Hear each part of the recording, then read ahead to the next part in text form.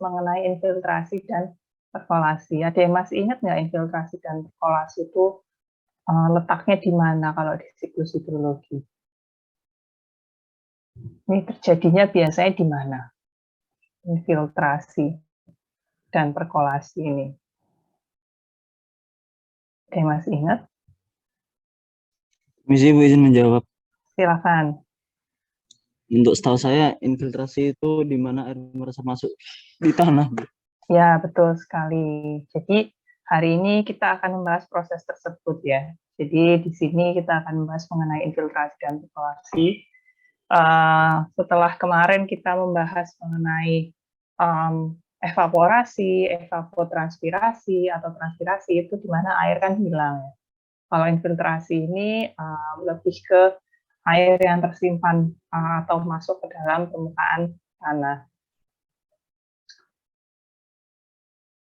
Nah, sesuai dengan yang sudah dijawab oleh teman kalian tadi, infiltrasi ini proses masuknya air ke dalam tanah. Jadi, erat sekali kaitannya dengan kelembapan tanah atau soil moisture.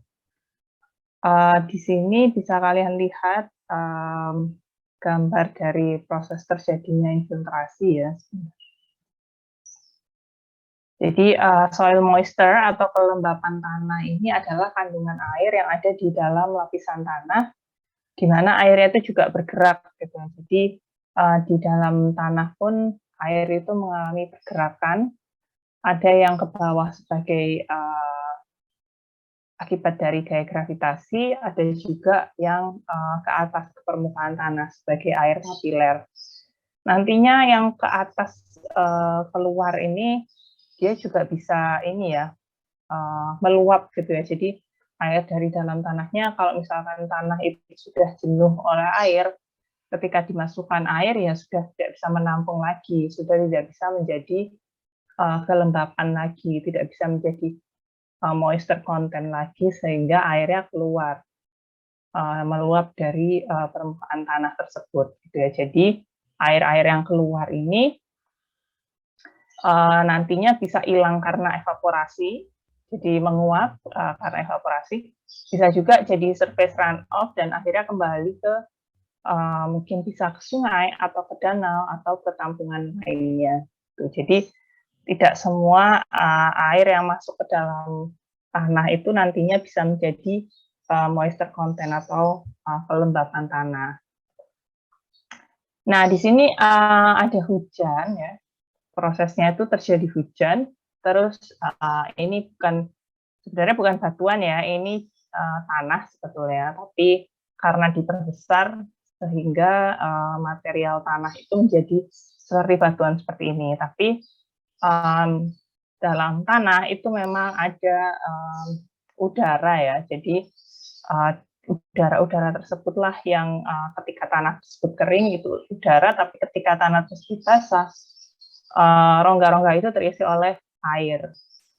Nah, disitulah moisture content itu tersimpan, gitu ya. Jadi ada air yang tersimpan di dalam tanah sebagai kelembapan tanah atau moisture content. Ada juga yang keluar dari tanah melalui kapiler, air kapiler. Ada juga yang bergerak ke bawah karena gaya gravitasi. Nah, yang bergerak ke bawah menuju muka air tanah ini namanya perkolasi. Jadi di tanah itu selain ada moisture content atau kelembapan tanah, nanti ada juga yang namanya groundwater level gitu. Jadi muka air tanah. Nah, di muka air tanah inilah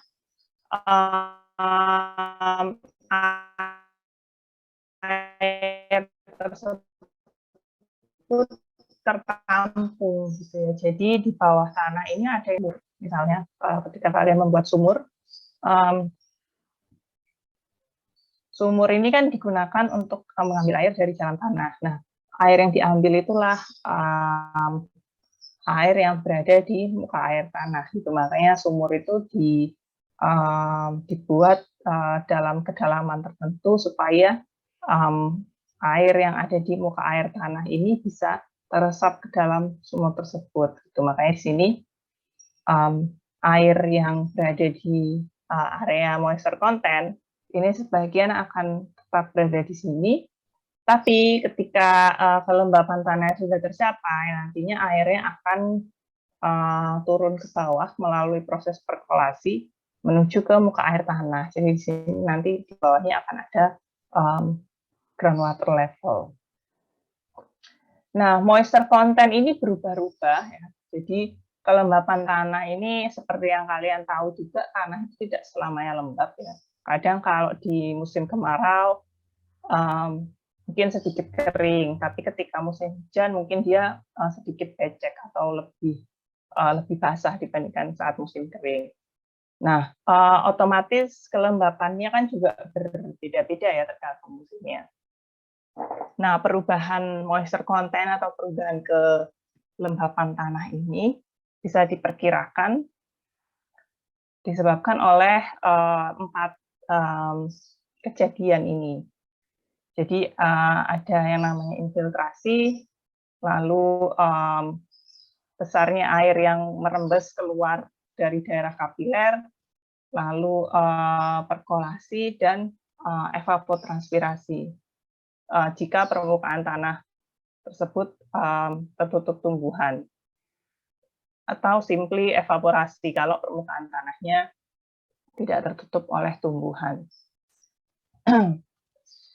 Nah, perubahan moisture content ini bisa diperhitungkan ya, sama dengan F, ini kapasitas infiltrasi, jadi besarnya air yang meresap ke permukaan tanah, terus ditambah dengan besarnya volume air yang merembes dari daerah kapiler, C, lalu dikurangi dengan kapasitas perkolasi, ini besarnya perembesan ke lapisan tanah di bawahnya, jadi airnya hilang ya, dikurangi dengan evapotranspirasi. Ini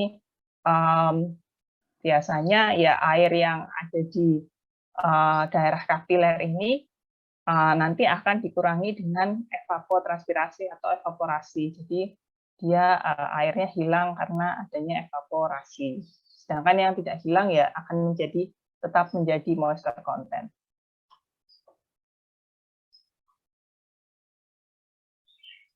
Nah, kelembapan air sendiri ini dipengaruhi beberapa hal ya. Jadi yang pertama itu adalah kemampuan tanah untuk meresapkan air permukaan. Ini dinamakan kapasitas infiltrasi, di mana hal tersebut tergantung dari jenis tanahnya. Jadi nantinya tanah berpasir itu akan berbeda kapasitas infiltrasinya dibandingkan dengan tanah lempung. Begitu pula dengan tipe-tipe tanah yang lain. Jadi semakin kering tanah tersebut, biasanya semakin besar kemampuan tanah untuk meresap air permukaan. Tapi ketika tanahnya itu sudah dalam keadaan moist atau lembab, itu biasanya kapasitas filtrasinya sudah lebih kecil gitu ya, karena dia hanya bisa menampung air yang tidak sebanyak yang tanah yang kering itu bisa tampung. Gitu. Kemampuan tanah untuk menyimpan air dan banyak air yang disimpan. Nah ini juga kalau yang pertama itu proses peresapannya, yang kedua ini menyimpannya. Jadi setelah diresapkan, apakah tanah tersebut mampu menyimpan air tersebut, gitu ya. Kalau misalkan nggak mampu, ya ujung-ujungnya nanti akan banyak air yang keluar dan terevaporasi. Yang terakhir, pengaliran air dari permukaan tanah ke muka air tanah dan sebaliknya. Ini pergerakan soil moisture. Maksudnya di sini adalah jadi dalam lapisan tanah itu ada muka air tanah di bawah tanah itu, lalu di bagian atasnya muka air tanah itu ada soil moisture. Jadi contoh gambarnya seperti yang tadi, hanya saja di bawah sini ada semacam groundwater level gitu ya. Jadi ketika air yang masuk perkolasi itu nanti disimpan di sini. sebagai groundwater level. Nah, itulah yang mempengaruhi kelembapan air di dalam tanah atau moisture content di dalam hidrologi. Nah, sekarang kita masuk ke proses infiltrasinya sendiri. Jadi, ketika air masuk atau diresapkan atau diserap oleh tanah, ini besarnya daya serap ini dilihat dari kondisi tanahnya. Jadi selain tipe tanah juga kondisi tanah, karena terkadang sudah ada tanah yang basah gitu ya. Jadi ketika jadi hujan lagi, tanah yang sudah basah itu akan sulit untuk menyerap air. Makanya bisa terjadi banjir itu terkadang bisa saja karena memang sudah terjadinya lama gitu ya. Jadi tanahnya itu sudah basah sehingga tidak bisa menyerap air hujan lagi, makanya akhirnya jadi meluber ke air permukaan. Tiap permukaan tanah mempunyai kapasitas peresapan atau kapasitas infiltrasi, yaitu kemampuan maksimal dari tanah untuk menyerap air hujan atau di sini air hujan itu sebagai dinotasikan sebagai I ya, intensitas hujan yang jatuh di atasnya. Jadi kapasitas infiltrasi ini FP, untuk air hujan ini I. Nah, ketika air hujannya itu lebih kecil dari kapasitas infiltrasinya, otomatis semua hujan nantinya akan bisa meresap ke dalam tanah. Jadi besarnya hujan dan besarnya infiltrasi ini masih lebih besar kapasitas infiltrasinya. Sehingga seluruh hujan akan meresap ke dalam tanah dan tidak terjadi aliran permukaan gitu. Jadi nanti semua itu akan tersimpan ke dalam tanah, entah itu sebagai soil moisture atau sebagai air tanah. Nah, kalau hujannya lebih besar daripada kapasitas infiltrasinya, maka sebagian hujan akan masuk ke dalam tanah, sebagiannya lagi menjadi aliran permukaan karena sudah tidak bisa ditampung atau diresapkan ke dalam tanah. Nah, kalau seperti ini berarti air yang terkandung di dalam tanah itu sama dengan kapasitas infiltrasinya gitu ya, F0 sama dengan Fp. Sedangkan untuk yang pertama itu air yang terkandung di dalam tanah itu akan sama dengan hujannya gitu ya. Jadi masih ada tempat atau kapasitas yang bisa diisi oleh air hujan lagi gitu ya, jika kasusnya itu hujannya itu masih lebih kecil dibandingkan dengan kapasitas infiltrasinya. Sedangkan ketika hujannya itu lebih besar, maka yang bisa ditampung hanya sesuai dengan kapasitas infiltrasinya.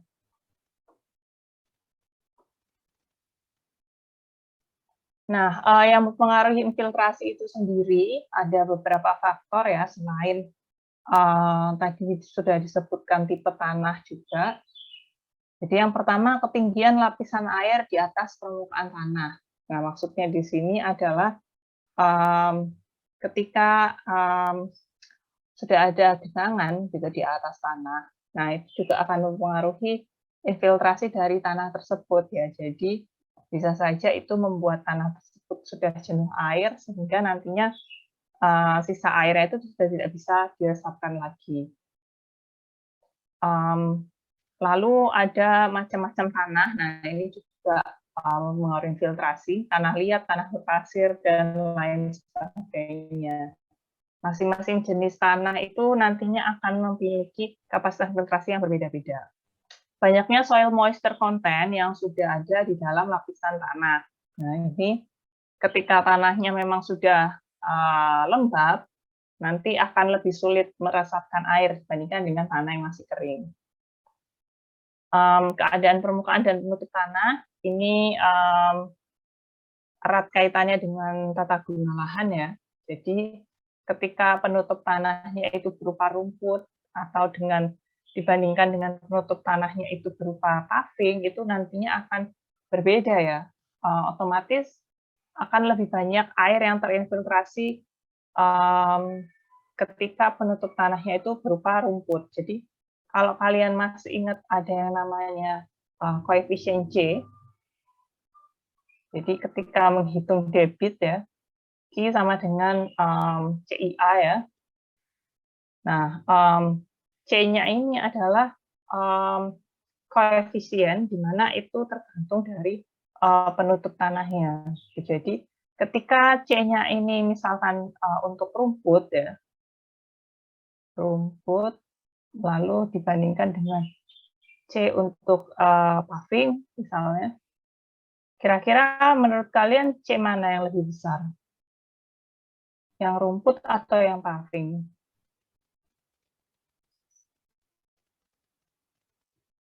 Ada yang bisa nebak mungkin?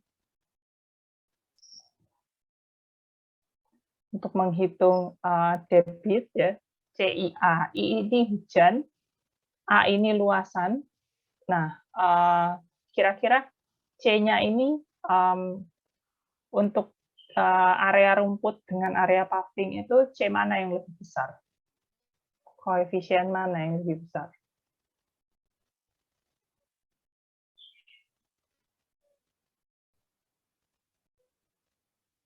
Ada yang bisa nebak? Salah nggak apa-apa ya, kan bukan ujian.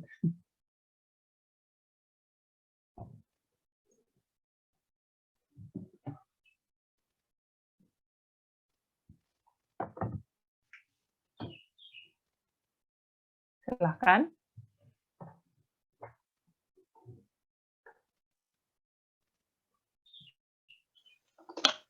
Mungkin C-nya yang lebih besar C rumput, Bu. C lebih besar yang C rumput. Kenapa seperti itu? Karena mungkin pori-porinya rumput lebih besar. Ya. Baik, kalau begitu. Terima kasih atas jawabannya. Ya, jadi gini, untuk C ini adalah berapa air yang tidak masuk ke dalam tanah ya. Jadi untuk besarnya C ini, semakin besar C berarti semakin besar air yang mengalir di atas permukaan tanah. Jadi semakin banyak air yang tidak terinfiltrasi. Nah, makanya untuk C ini dinamakan koefisien pengaliran. Jadi seharusnya kalian akan mempelajari ini di bab selanjutnya setelah ini ya, setelah infiltrasi dan perkolasi. Tapi mungkin saya sampaikan di awal sedikit. Untuk C ini semakin besar nilai C, maka semakin banyak air yang tidak masuk ke tanah, semakin banyak air yang mengalir di atas tanah, jadi air aliran permukaan. Makanya dengan hal itu biasanya C paving ini lebih besar daripada C rumput. Ya, jadi kalau tadi kata teman kalian pori-pori rumput lebih besar, itu benar, tapi untuk nilai C-nya rumput itu berarti lebih kecil ya, biasanya sekitar 0,2-an. Sedangkan kalau paving itu sekitar 0,7 sampai 0,9, tergantung. Dari sini berarti 0,2 dari alirannya air di atas rumput itu tidak masuk ke dalam tanah. Jadi yang masuk ke dalam tanah itu 0,8 ya.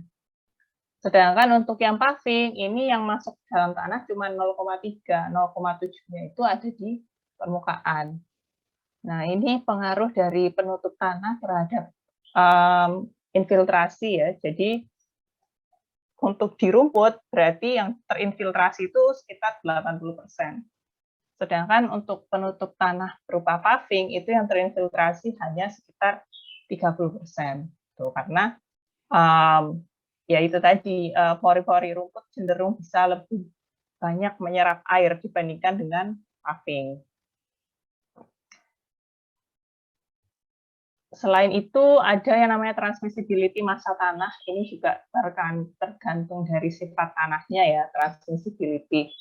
Transmissibility ini lebih ke pergerakan tanah di di dalam pergerakan air di dalam tanah, gitu ya. Jadi semakin cepat air itu bergerak di dalam tanah, maka akan semakin besar juga air yang bisa terinfiltrasi, karena semakin cepat dia mengalir ke bawah sampai mencapai dengan muka air tanahnya. Nah, kalau tadi infiltrasi, lalu sekarang perkolasi. Kalau perkolasi ini prosesnya setelah infiltrasi. Jadi kalau belum terjadi infiltrasi ya perkolasi ini belum akan terjadi juga. Jadi di sini untuk perkolasi sendiri ada di sini ya prosesnya P ini. Untuk FP ini adalah kapasitas infiltrasinya. MC ini adalah moisture content-nya. I ini adalah hujannya. Jadi ketika terjadi hujan, air itu terinfiltrasi. Di sini ada FP. Kenapa dinamakan FP? Karena ini adalah kapasitas infiltrasi dari tanah tersebut. Jadi nggak semua hujan ini masuk ke FP ya. Jadi tadi kalau misalkan I ini lebih kecil dari FP, maka semua I bisa masuk ke FP. Tapi kalau I lebih besar dari FP, yang bisa masuk itu cuma FP-nya aja. Nanti sisanya dibuang lewat permukaan tanah. Jadi nggak masuk ke dalam tanah. Proses ini mengalirkan air secara gravitasi ya, jadi ke bawah dari moisture content ke lapisan-lapisan di bawahnya. Jadi untuk ketika kalian mengambil air dari sumur, itu airnya bukan air di moisture content, tapi air di muka air tanah, di mana itu masih di bawah moisture content. Jadi dari air hujan yang terserap dalam tanah, itu melembabkan tanah terlebih dahulu. Lalu ketika moisture content atau kelembapan tanah sudah tercapai, nanti sisa airnya itu akan mengalir secara perkolasi menuju ke muka air tanah di bagian bawah. Jadi di sini perkolasi ini adalah proses pergerakan air secara gravitasi dari moisture content ke lapisan di bawahnya. Nah, ketika FP ini lebih besar daripada perkolasinya, jadi nantinya akan ada sebagian yang terkandung ke moisture content. Sedangkan ketika FP ini lebih kecil daripada perkolasinya, maka di sini ada F0, ini adalah kapasitas infiltrasi awal, ini harus lebih besar daripada FP-nya, supaya nantinya di sini tetap ada air yang dialirkan secara gravitasi dari moisture content tersebut, gitu ya. Jadi besarnya kapasitas infiltrasi awal ini akan terpengaruh karena si MC ini harus tercapai, gitu ya. Jadi ketika airnya itu maksudnya hujannya itu tidak terlalu besar, tapi moisture content ini harus tercapai, maka nantinya si kapasitas infiltrasi awalnya ini akan menjadi lebih besar daripada FP. Sehingga nantinya FP ini akan bukan menjadi FP, tapi dia akan menjadi F0, sehingga nanti moisture content akan tetap tercapai dan perkolasi akan tetap terjadi, gitu ya. Jadi di situ terpengaruhlah besarnya kapasitas infiltrasi awal untuk bisa mencapai keseimbangan dari moisture content.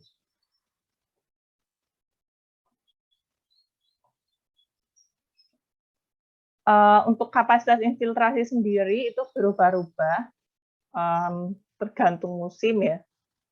Jadi kapasitas infiltrasi ini dipengaruhi juga oleh adanya kapasitas infiltrasi awal. Jadi misalnya ketika ketika air itu sudah terkandung ke dalam tanah, otomatis kapasitas infiltrasinya akan berkurang ya. Jadi di sini kapasitas infiltrasi di tanah tersebut akan terpengaruh dengan sudah adanya moisture content yang ada di dalam tanah.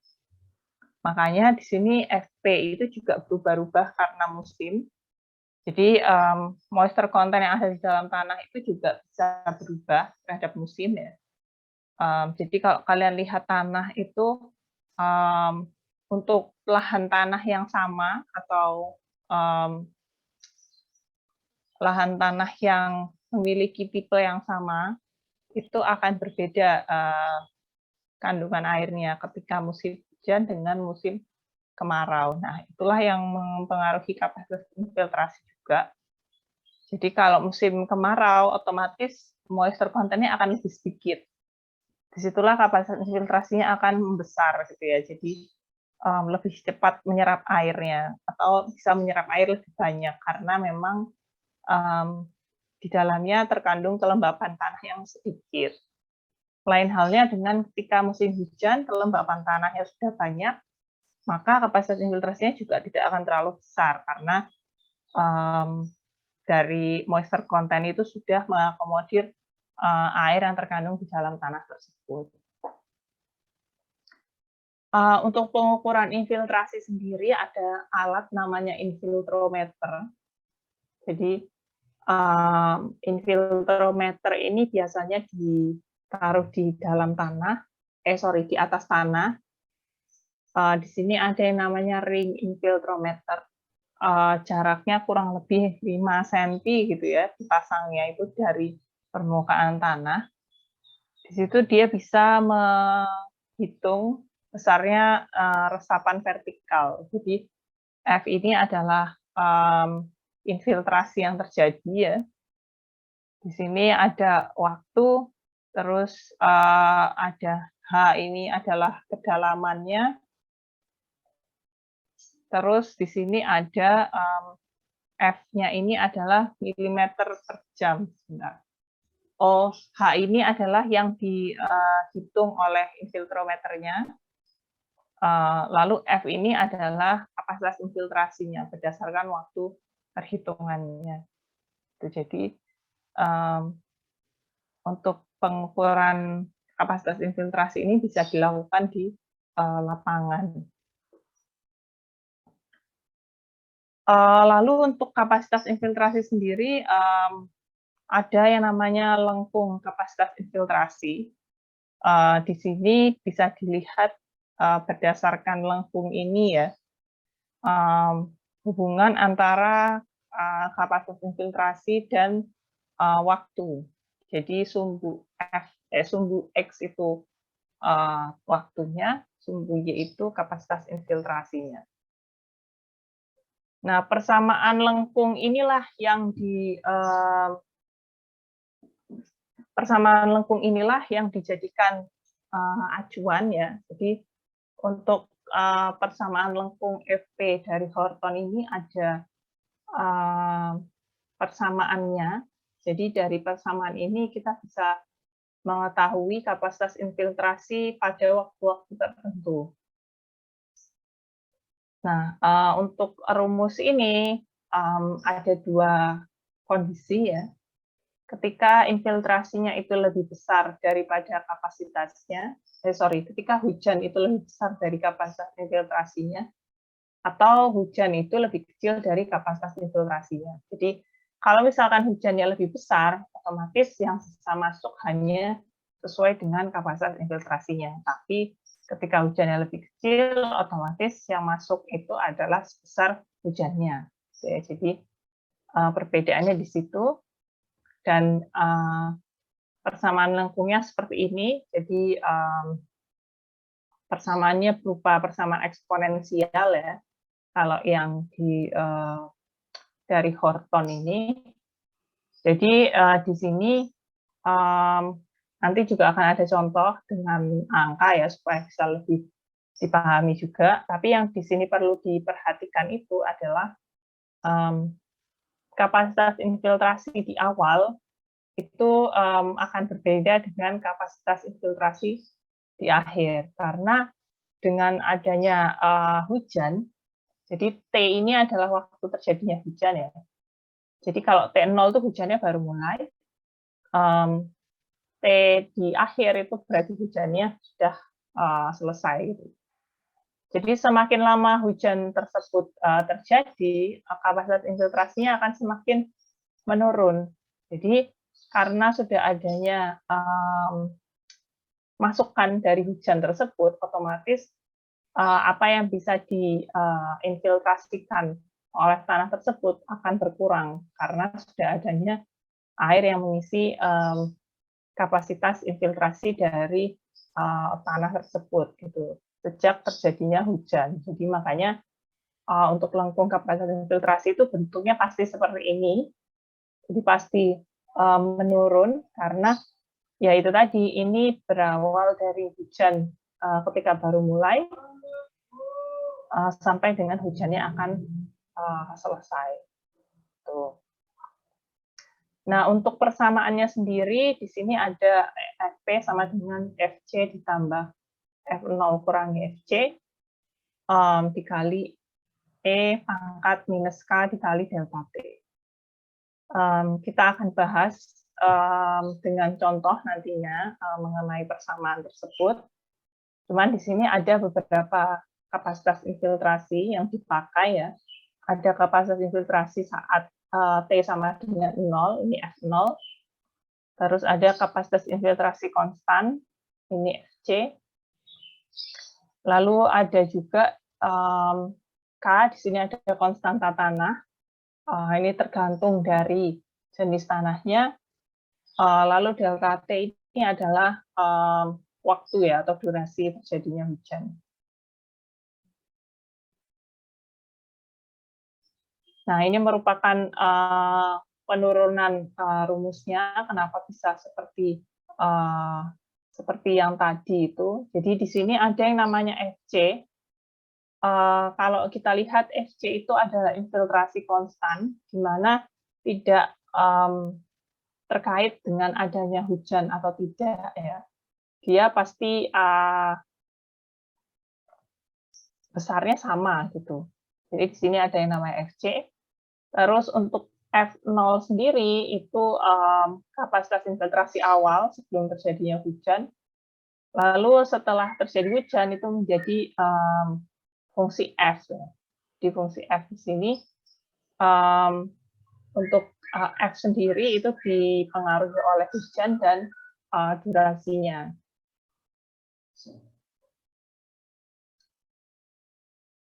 Selain infiltrasi, ada juga yang namanya P-index dan W-index. Jadi ini erat kaitannya juga dengan infiltrasi dan hidrograf ya. Jadi lengkung hidrograf, saya rasa kalian semua sudah tahu ya grafik hidrograf itu apa. Kira-kira ada yang bisa menjelaskan mengenai grafik hidrograf itu menggambarkan apa?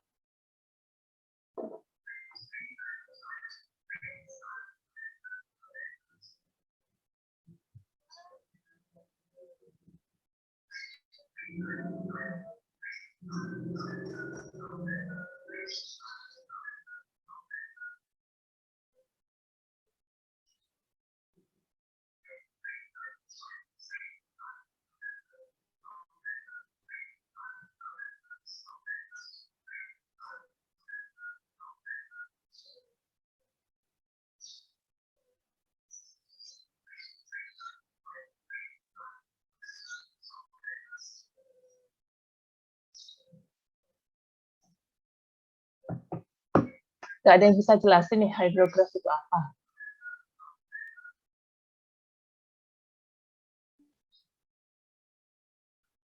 Jadi untuk hidrograf itu adalah grafik intensitas hujan terhadap waktu ya. Kurang lebih bentuknya mirip seperti yang ada di layar kalian ini. Jadi di sini ada yang namanya intensitas hujan atau I. Dan ada juga di sumbu X-nya itu berupa T atau durasi atau waktu ya, dalam entah dalam jam, entah dalam menit, itu bebas. Di sini ada yang namanya P-index, ini adalah rata-rata dari intensitas hujan dikurangi volume hujan yang ekivalen dengan volume aliran permukaan. Jadi maksudnya di sini P-index ini adalah dari nilai I tersebut, I itu intensitas hujan,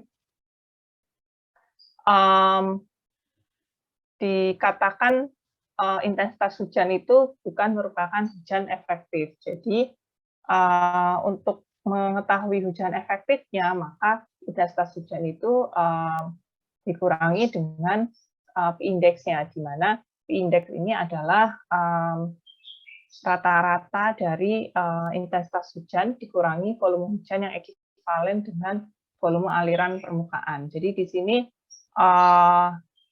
volume aliran permukaan itu sendiri, jadi aliran permukaan ini terjadi ketika hujannya tidak masuk ke dalam tanah, gitu ya. Jadi di sini ketika hujan terjadi, di sini ada permukaan tanah, sebagian akan meresap ke dalam tanah, tapi sebagian lagi akan menjadi aliran permukaan. Nah, untuk aliran permukaan sendiri ini adalah sebuah debit ya. Jadi nantinya aliran permukaan ini akan masuk ke dalam bisa saluran, bisa sungai, bisa tampungan lainnya gitu. Yang jelas aliran permukaan ini tidak masuk ke dalam tanah dan bukan infiltrasi.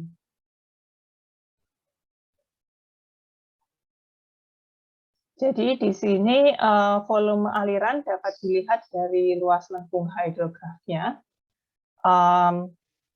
Di sini kita bisa lihat ada yang namanya grafik hidrograf. Di sini ada intensitas hujan di masing-masing waktu, ada T1, T2, T3, T4 ya.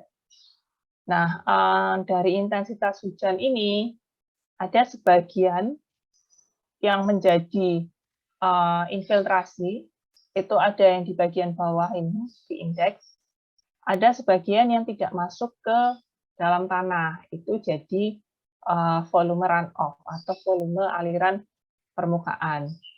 Nah, volume aliran permukaan inilah yang nantinya merepresentasikan hujan efektif, di mana hujan efektif ini adalah hujan yang menyebabkan aliran permukaan secara langsung.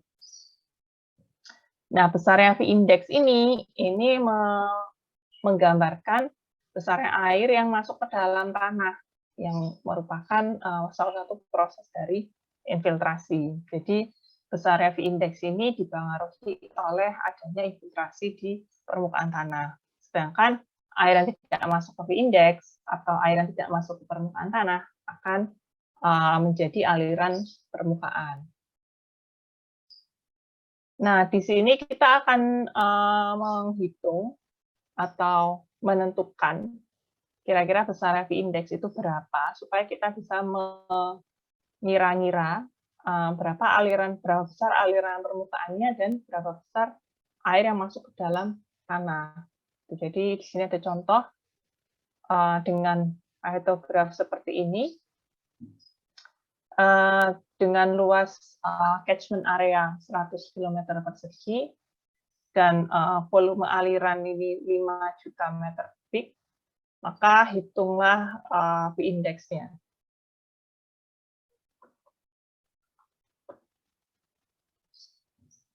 Nah, untuk menghitung P-index-nya, kita tadi sudah mengetahui volume alirannya. Maksudnya di sini adalah volume aliran permukaan ya. Volume aliran permukaannya 5 juta meter kubik, luas catchment areanya 100 km persegi, sehingga bisa ditentukan R efektif atau hujan efektifnya itu sebesar 50 mm. Nah, setelah tahu R efektifnya, yang dimaksud dengan R efektif di sini itu adalah besarnya ini ya, di bagian atas ini. Jadi ini itu yang jadi R efektif. Ini itu yang jadi P-index. Nah, kita ingin tahu besar P-index ini berapa. Ketika kita sudah punya volume aliran sebesar 5 juta meter kubik ini tadi dari R efektif 50 mm.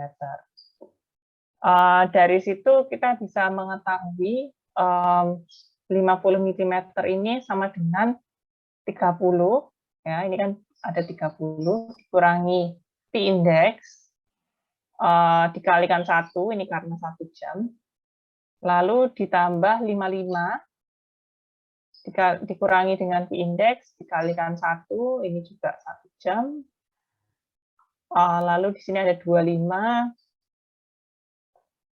dikurangi P-index dikalikan 1, ini 1 jam. Ini typo, seharusnya 1 jam. 120, 180. 180, iya 240, benar. Ini ada 180. Jadi ini 1 jam juga. Nah, yang 10 ini nggak perlu dikurangi P-index karena keseluruhan masuk ke P-index ya. Jadi untuk 10 ini berarti masih lebih kecil dari P-index-nya. Jadi yang perlu diperhitungkan itu adalah bagian mana sih yang lebih besar dari P-index-nya. Jadi kita ingin tahu besarnya yang diarsir, area yang diarsir ini, supaya bisa sama dengan R efektif atau 50 mm tadi. Nah, dari situ kita bisa dapat P-index-nya berapa ya. Ini 50 sama dengan 110 dikurangi 3 kali V, maka 3 V-nya itu adalah 60, sehingga didapatkan V-nya itu adalah 20 mm per jam. Jadi P-index ini adalah 20 mm per jam.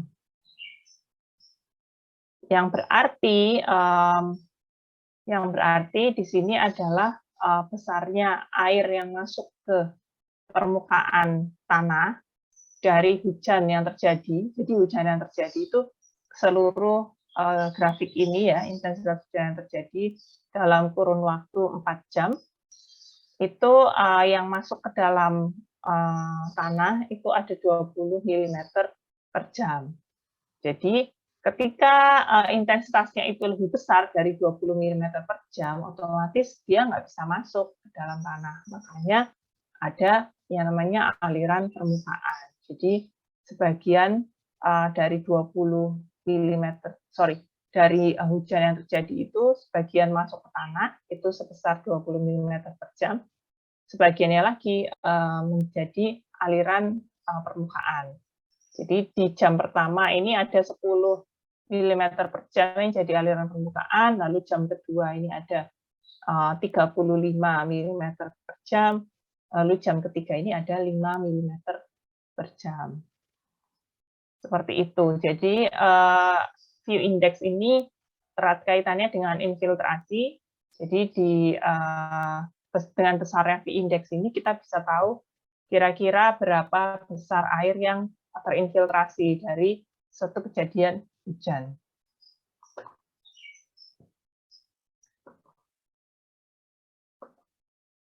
Nah, besarnya V-index sendiri tergantung dari model hidrografinya. Jadi, maksudnya di sini, ketika besar hujannya sama, tapi distribusinya berbeda, maka V-index-nya juga akan berbeda. Jadi, kalau yang tadi kita lihat hujan per jamnya, ya, jadi dalam waktu 4 jam, distribusinya seperti itu. Tapi kalau misalkan kita ganti distribusinya, nantinya P-index-nya juga bisa saja akan berbeda. Meskipun nantinya total hujannya itu akan sama. Gitu ya. Jadi P-index ini tergantung dari distribusi hujannya juga. Selain P-index, ada namanya W-index. Kalau W-index ini adalah kapasitas infiltrasi rata-rata selama hujan. Jadi kalau yang V-index tadi itu adalah Harga rata-rata dari intensitas hujan dikurangi dengan volume air permukaan ya. Sedangkan kalau W index ini adalah kapasitas infiltrasi rata-rata selama hujan. Kita lihat contoh perhitungan W index ya. Di sini W index bisa dihitung dari besarnya hujan maksimum dikurangi besarnya hujan efektif dibagi dengan waktu hujan. Jadi contohnya ketika besar hujan total itu 120, lalu hujan efektifnya 50, ini seperti contoh yang sebelumnya, dan waktu hujannya itu 4 jam, di sini kita bisa tahu W indeksnya itu 17,5 mm per jam. Nah, kita bandingkan dengan P index, dia berbeda ya.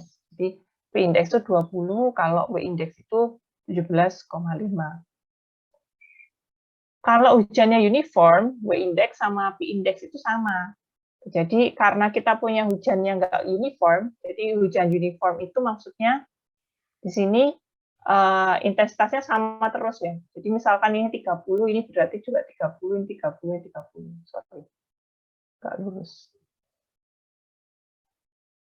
Jadi bentuk barnya itu akan menjadi lurus gitu ya. Jadi bentuknya sama. 30 terus sampai hujannya berhenti.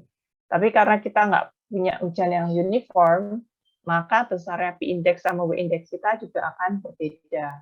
Jadi kalau W index di sini ada 17,5, kalau P index-nya tadi kita hitung 20 mm per jam. Selain P index dan W index, ada yang namanya koefisien aliran atau alfa. Ini alfa ini adalah perbandingan hujan efektif dan hujan totalnya. Jadi kalau hujan efektif itu hujan yang mengalir menjadi air permukaan atau aliran permukaan. Sedangkan hujan total ini adalah hujan yang benar-benar terjadi. Jadi besarnya hujan yang benar-benar terjadi ini sebagian akan menjadi aliran permukaan, sebagian akan menjadi air yang terinfiltrasi. Makanya di sini ada perbandingannya, dinamakan alfa, koefisien aliran. Air efektif ini adalah air yang tidak masuk ke infiltrasi, lalu air total ini adalah air hujan yang benar-benar terjadi. Kalau dengan contoh yang tadi, kita punya air efektifnya 50, total hujannya 120, maka alfanya bisa didapatkan 0,417. Jadi di sini adalah perbandingan dari total grafik ini ya, ini 120 dengan bagian yang hijau ini yang 50. Gitu. Jadi di sini kita bisa menentukan koefisien alirannya adalah 0,4. Jadi di sini koefisien aliran ini adalah berapa persen dari hujan yang terjadi yang mengalir tidak masuk ke dalam tanah. Jadi sama dengan nilai C yang tadi saya sampaikan. Jadi semakin besar air yang terserap ke dalam tanah, maka alfanya itu akan semakin kecil. Selain itu, heterograf ini bisa dibagi menjadi dua sisi ya. Jadi yang di atas P index itu menjadi discharge, yang di bawah P index itu menjadi recharge. Jadi yang dimaksud recharge di sini itu adalah recharge-nya dari groundwater. Jadi dia masuk ke groundwater. Sedangkan di sini ini jadi discharge, ini masuk ke salurannya. Bisa sungai, bisa danau, bisa juga saluran drainase. Yang jelas dia dibuang discharge ini. Jadi bagian hujan yang tidak merupakan aliran ini disebut sebagai recharge, ini masuk ke groundwater atau tanah. Sedangkan yang discharge ini masuk ke saluran, bisa juga masuk ke saluran drainase.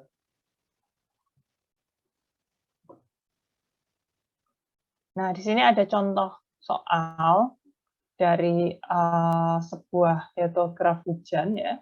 Jadi untuk hiatograf ini merupakan grafik intensitas dan terhadap waktu ya. Jadi intensitas terhadap waktu. Dari data ini kita bisa menghitung P-index, W-index, dan alfanya. Jadi dengan cara yang tadi. Di sini kita punya beberapa data di mana infiltrasi awalnya atau F0 itu 25 mm per jam. Lalu ada FC di sini 15 mm per jam dan K ini tergantung dari tipe tanahnya, koefisien permeabilitas. Ini ada 8 kali 10⁻³ per menit. Untuk F0, FC ini dimasukkan ke rumus yang tadi ya, mungkin masih ingat rumus yang tadi sempat saya sebutkan, rumus dari Horton ini. Jadi di sini ada FC, ada F0, lalu ada E dipangkatkan minus K kali delta T. Jadi untuk mencari nilai FP atau kapasitas infiltrasi pada T jam tertentu. Nah, maksud tadi soal yang kita lihat di akhir, itu adalah untuk mencari lengkung kapasitasnya ya. Jadi ketika didapatkan lengkung kapasitas, maka otomatis properties yang P-index, W-index, dan alpha itu bisa diketahui. Kita kembali ke contoh soal. Jadi pertama-tama kita harus menggambarkan lengkung kapasitas infiltrasinya. Nah, untuk menggambarkan lengkung kapasitas infiltrasi dari sebuah hiatograf, ketika sudah diketahui data-data lapangannya, mungkin bisa langsung dihitung berdasarkan rumus Horton. Nah, untuk penghitungannya kita bisa lihat di sini. Untuk 0 sampai dengan 45, lalu 45 sampai 75, 75 sampai 150, ini enggak ada. Lalu dari 150 sampai 170. Harusnya kurang 1 ya, 170 sampai 200. Tapi mungkin kita coba dulu cukup sampai 170 dulu, ininya apa namanya lengkung infiltrasinya. Kita lihat, jadi di sini menggunakan rumus Horton yang tadi, 25 ini F0, lalu dikurangi nilai K, dikalikan dengan 20 kurangi 15, jadi 20 ini adalah I-nya, dikurangi dengan FC-nya, jadi I di sini adalah hujan, FC di sini adalah yang bisa terinfiltrasi, jadi kapasitas infiltrasi. Sehingga bisa kita lihat bahwa hujannya lebih tinggi daripada kapasitas infiltrasinya. Dikalikan dengan 45. Di sini 45 itu adalah waktu ya dalam menit. Jangan lupa dijadikan sebagai jam. Jadi harusnya 45 dibagi 60. Totalnya 23,2 mm per jam. Jadi di sini kita bisa melihat titik pertama dari lengkung infiltrasi kita, itu ya, dari F0 yang 25 turun menjadi 23. Lalu di sini ada 45 sampai 75. 45 sampai 75 dengan cara yang sama, tapi karena di angka sebelumnya itu sudah ada datanya, jadi kita pakai data dari time step sebelumnya. Jadi yang dari sebelumnya tadi ada 23,2 ya. 23,2 ini adalah F45-nya, dikurangi dengan FC, FC-nya ini 15, terus dikalikan dengan nilai E dipangkatkan K dikalikan delta T. Jadi ini yang pakai rumus Horton. Lalu didapatkan 21,45. Terus di 75 sampai 150 ini kita gunakan juga nilai yang sebelumnya ya. Jadi yang di sini tuh agak berbeda karena memang di awalnya tidak ada hujan, jadi hujannya berhenti kan. 75 sampai 150 ini hujannya berhenti. Jadi di 150 ini seolah dia tidak mendapatkan tidak ada hujan ya. Jadi di sini dia nilai F-nya itu 0 karena tidak ada hujan di 75 sampai 150. Sehingga didapatkan infiltrasinya membesar ya karena tidak ada hujan, sehingga tanahnya relatif mengering, sehingga yang bisa ditampung akan semakin besar. Jadi kapasitas infiltrasinya membesar. Dari sini, dari 150 sampai 170, kita bisa gunakan data yang sebelumnya. Di sini ada FC ditambah 30,45, ini dari F 150 waktu yang sebelumnya ya. Terus dikalikan dengan E dipangkatkan K, dikalikan dengan delta T. Dari 150 ke 170, 20 menit. Lalu didapatkan 28,17 mm per jam.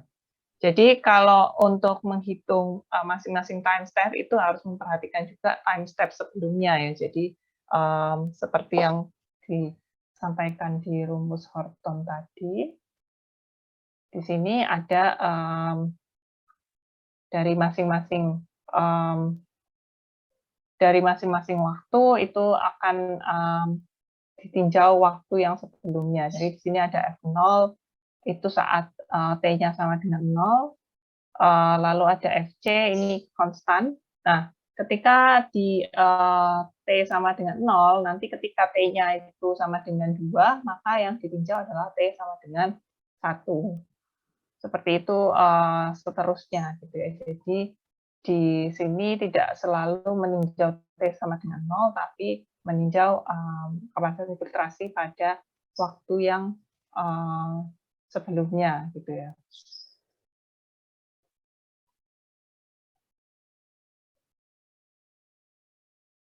Nantinya akan ada latihan mengenai infiltrasi ini, jadi mungkin bisa lebih dipahami ya bagaimana menghitungnya. Nah, setelah kita punya angka-angka tadi, angka-angka lengkung kapasitas infiltrasi tadi yang ada di sini ya, 23, 21, 30, 28, kita bisa plot angka-angka tersebut di grafiknya, grafik hitografnya. Dari plotting tersebut kita bisa tahu kira-kira berapa besarnya air yang menjadi aliran langsung, di mana yang dimaksud di sini adalah air tersebut tidak masuk ke dalam tanah yang terinfiltrasi. Jadi di sini yang diarsir itu adalah air yang menjadi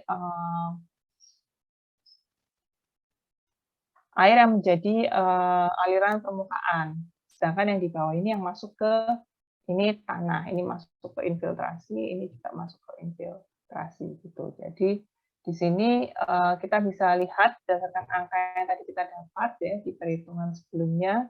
Ini ada 23, terus ini 21, ini 30, ini 28 per masing-masing waktunya ya, 45, 75, 150 sama 170. Dari situ kita bisa tahu kira-kira berapa lengkung kapasitas infiltrasinya dan berapa air yang menjadi VRO atau volume runoff atau volume aliran langsung. Nah, untuk menghitung berapa volume aliran langsungnya, berapa volume yang diarsir, ini bisa dihitung dengan menggunakan luas ya.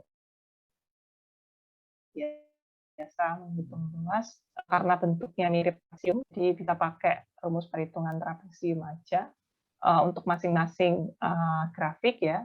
Untuk yang sebelah sini di menit 45 sampai 75 ini ada di bagian ini ya.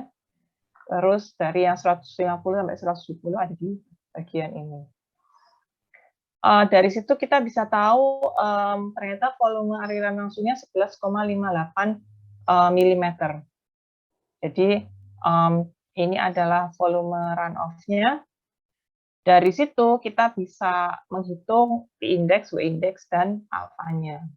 Jadi pertama-tama setelah tahu volume aliran langsungnya, kita hitung P-index-nya.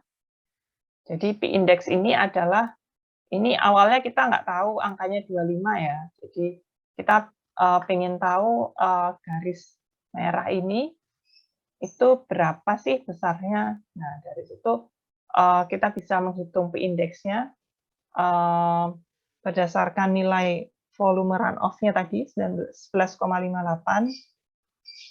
11,58 ini sama dengan 30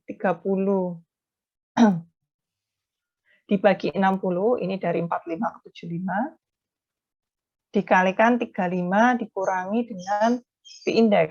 Jadi 35 dikurangi dengan P-index, lalu ditambah dengan 20/60 dikali 45 dikurangi P-index.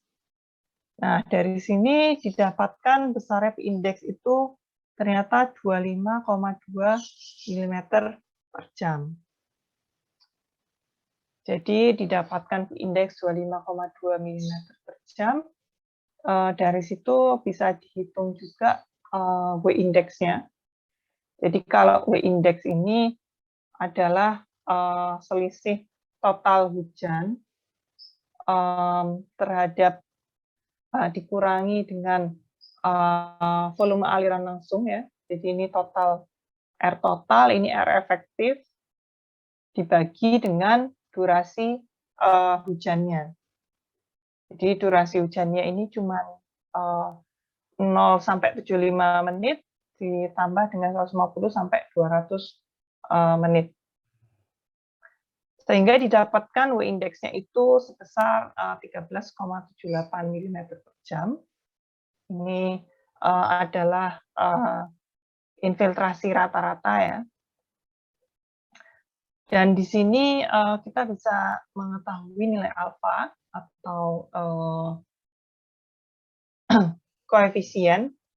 Di sini adalah perbandingan antara besarnya aliran langsung terhadap total hujan yang terjadi. Jadi untuk alfanya kita dapatkan 0,2, yang mana berarti 0,2 dari aliran langsung, 0,2 dari total hujan yang terjadi itu menjadi aliran langsung. Jadi yang masuk menjadi infiltrasi itu 0,8 ya. Seperti itu. Jadi ini contoh perhitungan dari P-index, W-index, dan alfa.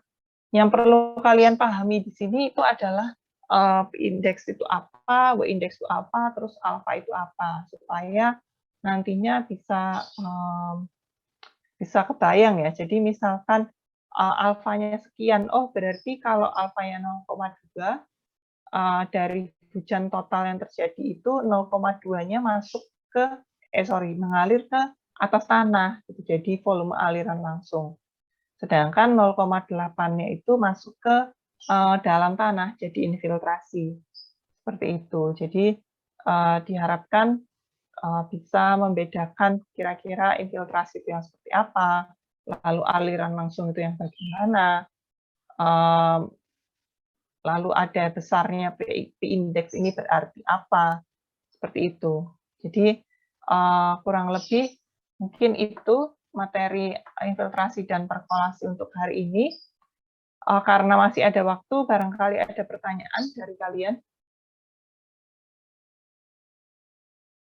Jadi biasanya data yang diberikan berupa grafik, kalau enggak, kadang berupa tabel. Jadi nanti dari tabel kalian grafikkan terlebih dahulu.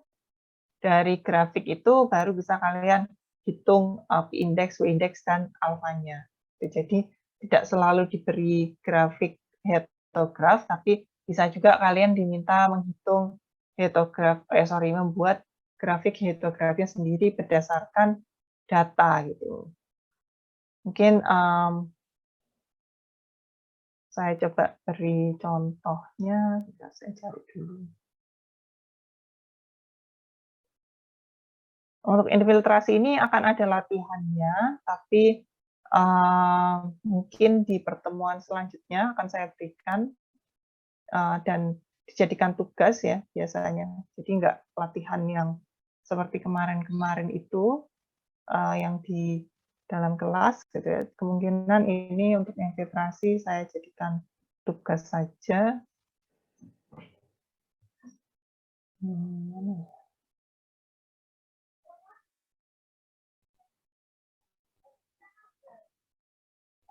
Sebentar.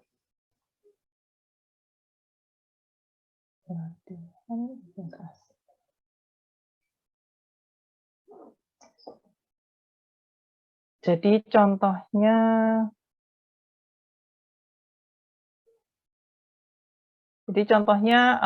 kadang diberikan seperti ini ya. Jadi bukan berupa grafik tapi berupa tabel. Cuman kalau di tabel ini tabelnya terdiri atas beberapa stasiun ya. Agak berbeda dengan yang tadi karena kalau yang tadi kita cuma meninjau untuk satu kejadian hujan di satu area ya dan dalam kurun waktu tertentu. Tapi kalau di sini ini contoh soalnya dalam satu kejadian hujan itu ada 4 stasiun di mana nantinya ini perlu dirata-rata dulu. Jadi dari keempat stasiun itu kalau dirata-rata dalam jam pertama sampai jam keempat ini berapa, baru kalian bisa hitung, bisa kalian gambarkan grafiknya. Jadi dari jam 0 sampai 1 itu besar tinggi hujannya berapa, 1 sampai 2 itu tinggi hujannya berapa. Dan jangan lupa juga kalau hitograf itu intensitas ya, bukan tinggi hujan. Sehingga kalau intensitas itu perlu dibagi waktunya gitu ya. Jadi bukan milimeter tapi dalam milimeter per jam. Seperti itu juga perlu diperhatikan. Jadi kalau yang tadi kita kembali ke yang tadi.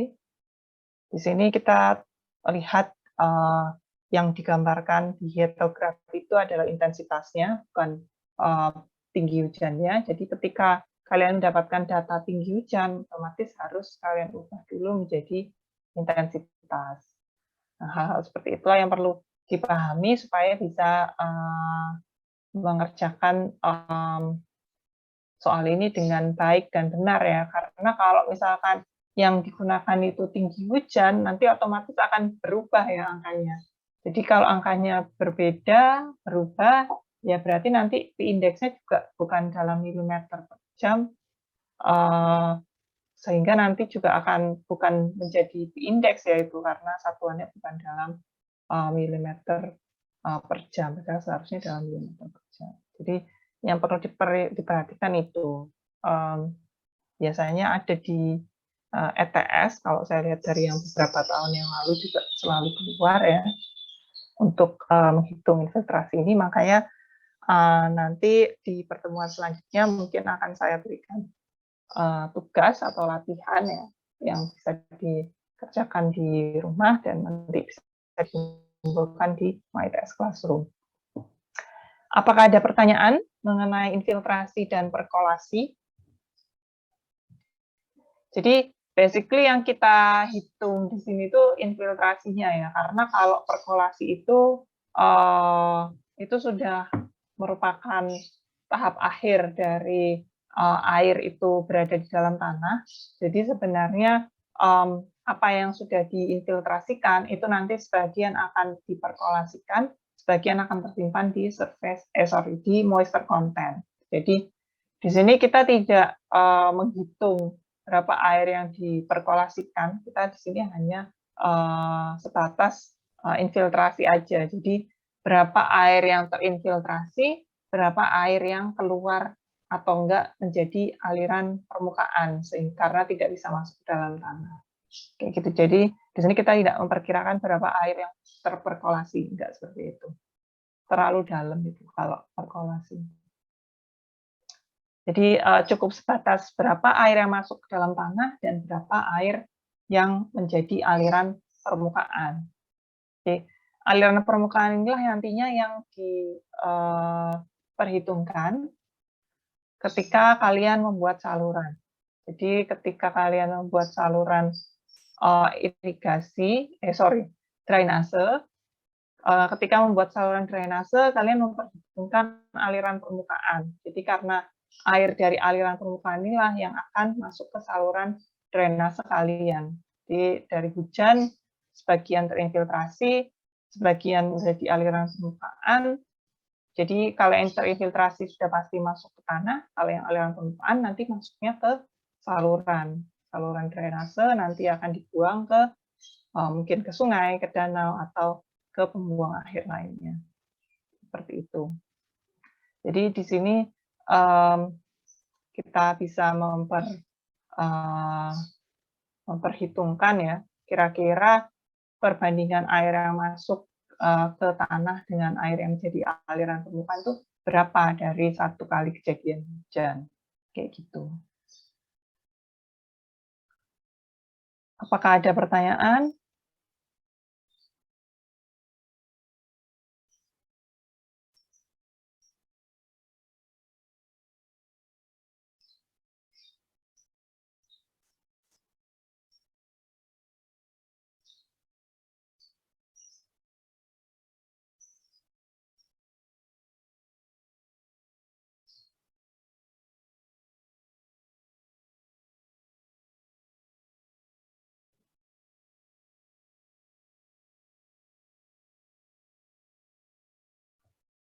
Baik, kalau misalkan tidak ada pertanyaan,